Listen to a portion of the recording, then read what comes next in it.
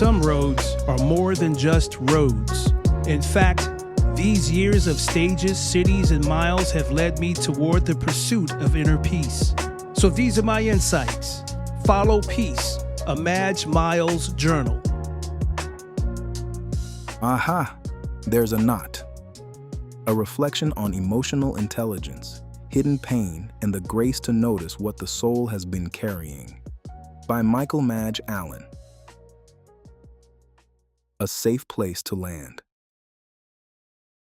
Some years ago, life took a very drastic turn. I found myself in a place where I had to start over. Not symbolically, not poetically, but practically. I had to rethink career, community, relationships, calling, and the overall direction of my life. There were big decisions to make, and I did not have the luxury of making them from a place of total clarity. There was fog everywhere. But even in the fog, one theme kept rising to the surface.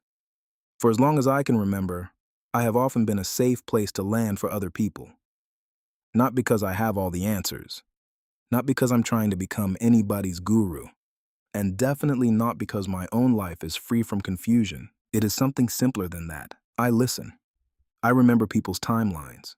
I pay attention to details they forget they have shared. I often hear the story beneath the story. I can sense when someone is talking about one thing while carrying something much deeper.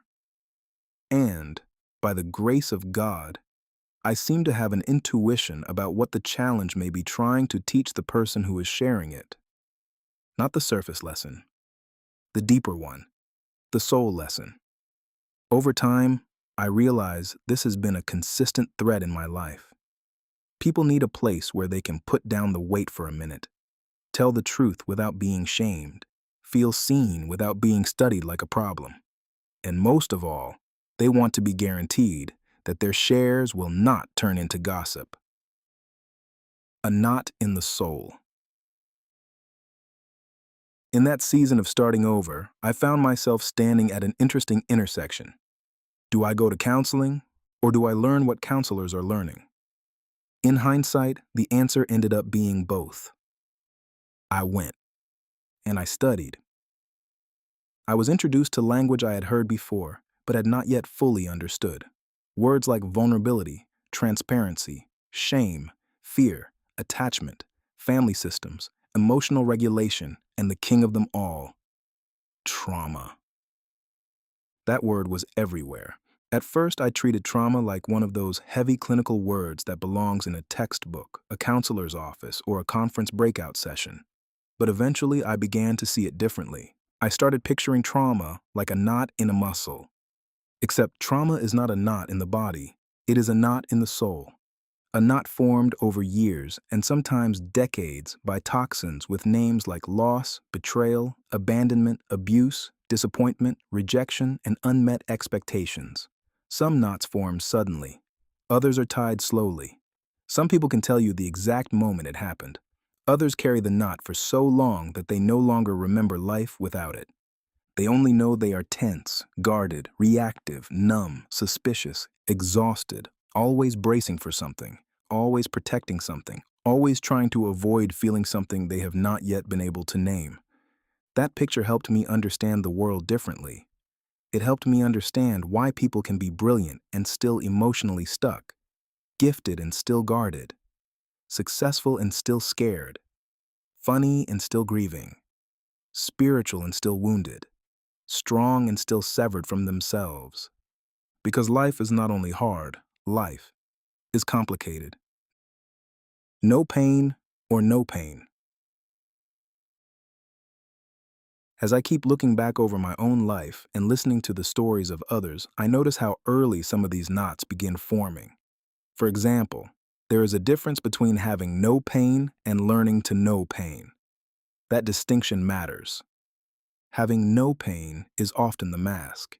It is the performance of strength. It is the appearance of being fine. It is what happens when a person has been trained to disconnect from what hurts before they ever learn how to understand what hurts. But to know pain is different. To know pain is to be honest enough to name it, humble enough to examine it, and courageous enough to process it instead of pretending it is not there. Many of us are not taught to know pain. We are taught to hide it. The boy is told the traditional coaching of masculinity: suck it up, don't cry, man up, shake it off. So the boy learns the lesson. He learns not to feel too much. He learns not to say too much.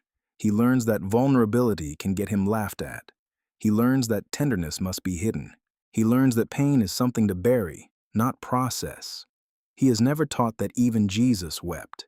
He is never taught that in Gethsemane, Jesus was in such agony that his sweat became, as it were, great drops of blood. He is never taught that strength and sorrow can occupy the same body. He is taught that tears make him weak, but he is not taught that the strongest man who ever lived is not ashamed to grieve, pray, and tell the truth about his sorrow. In other words, he is not taught to know pain. He is taught to look like he has no pain. Then the boy becomes a man. The man meets a woman. They fall in love. They get married. Then one day, the former girl, who is now a woman, goes to the former boy, who is now a man, and says, "Babe, you haven't been yourself lately. I've been concerned about you for quite some time. What's going on?" And his response is, "Oh, nothing."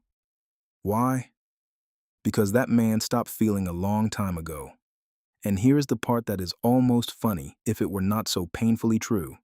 The old boy may literally not know what is wrong. He is not always being evasive. He is not always trying to be difficult. There are moments when he genuinely does not know how to locate what is happening inside of him because he was trained to perform no pain before he was ever taught to know pain.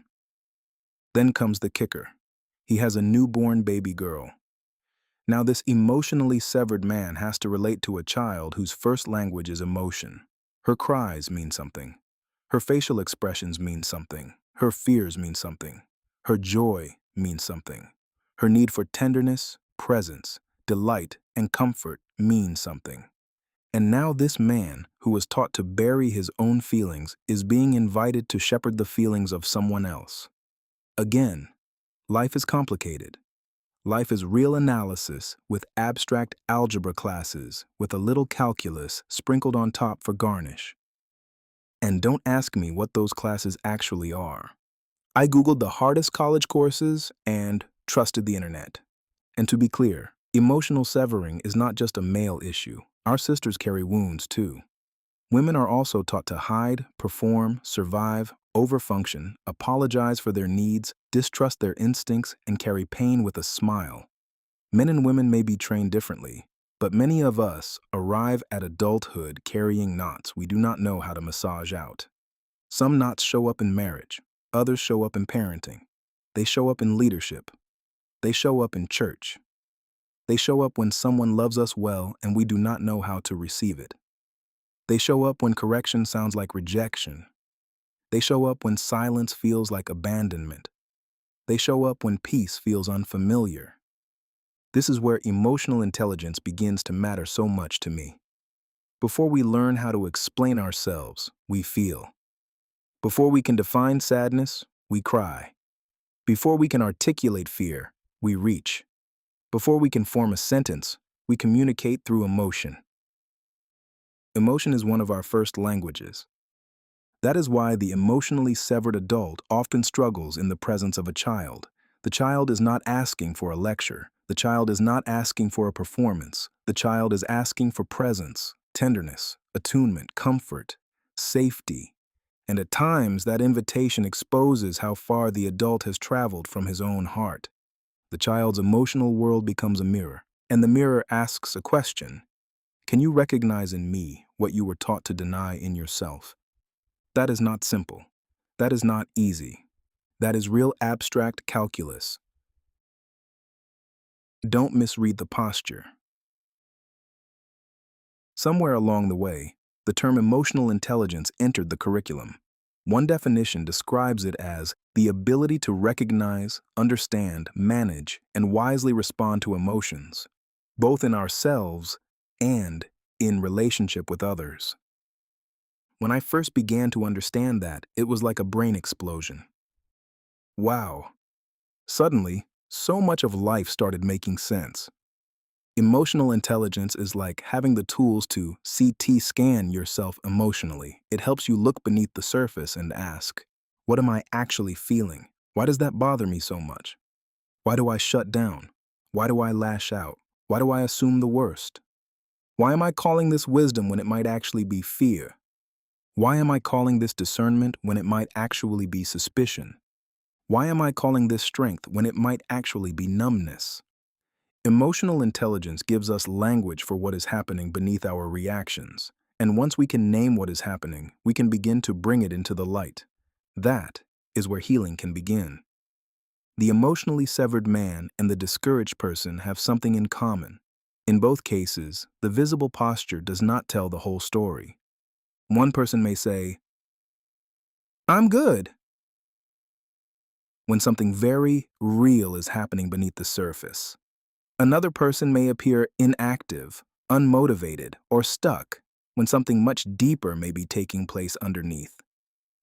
This is where emotional intelligence becomes practical.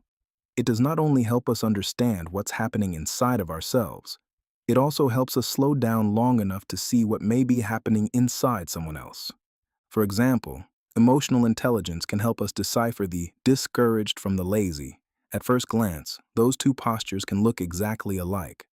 Both may appear unmotivated. Both may appear inactive. Both may seem like they just need to get up and do something. But the discouraged person and the lazy person may be sitting still for very different reasons. The discouraged person may have put forth real effort in the past and received unfavorable results. They may have tried, failed, tried again, been disappointed, been overlooked, been exhausted, or been met with silence after doing everything they knew to do. Their lack of effort may not be rooted in entitlement. It may be rooted in disappointment and grief. The lazy person, on the other hand, may not have put forth meaningful effort at all. Their lack of effort may be rooted in entitlement, irresponsibility, avoidance, or an unwillingness to carry what is actually theirs to carry. The two can look similar on the outside, but they are not the same on the inside. That distinction matters. To quickly assess the discouraged person as lazy and simply tell them to try harder will crush whatever hope they have left. And to coddle the lazy person as if they are merely discouraged simply enables the irresponsibility that is keeping them immature. Both are incredible disservices. The discouraged person needs compassion, encouragement, patient presence, and help rebuilding hope. The lazy person needs truth, boundaries, accountability, and a loving invitation to grow up. Emotional intelligence brings us into a more microscopic view of the need. It helps us ask better questions before we make loud and uninformed conclusions. Without emotional intelligence, strength in one area can become arrogance towards someone who struggles there. They have knots. We throw stones. Do we ever take the time to ask, what has this person tried? What have they lost? What are they avoiding? What are they grieving? What responsibility belongs to them? What burden are they carrying that we cannot see?